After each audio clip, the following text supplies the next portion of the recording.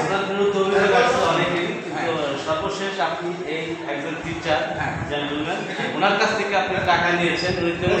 একদম না, ওনার কাছ থেকে না, আমার অনারিয়ামের অংশ নিয়েছি এবং তারা মুসলেখা দিয়েছে। আপনি তার বেতনে টাকা নিতে পারবেন নি? টাকা নিয়েছে সে।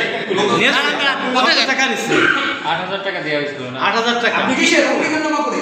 অঙ্গীকারনামা কোন পারপাসে? আমাদের শিক্ষক কোন পারপাসে দিয়েছেন আপনি? আমি বলি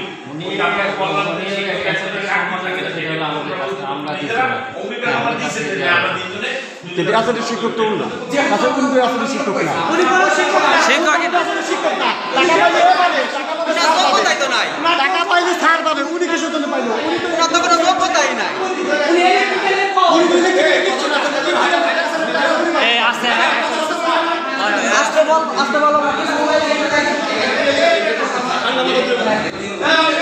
আস্তে টাকা কিন্তু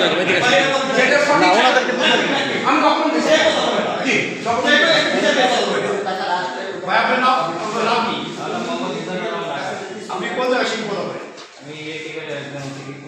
কোন জায়গায়? এই যে আপনি যে একটু আগে বললেন এই যে প্রদীপ নামে এক শিক্ষক আপনার কাছে টাকা নিয়েছে, সেই টাকা কিসের জন্য নিয়েছে?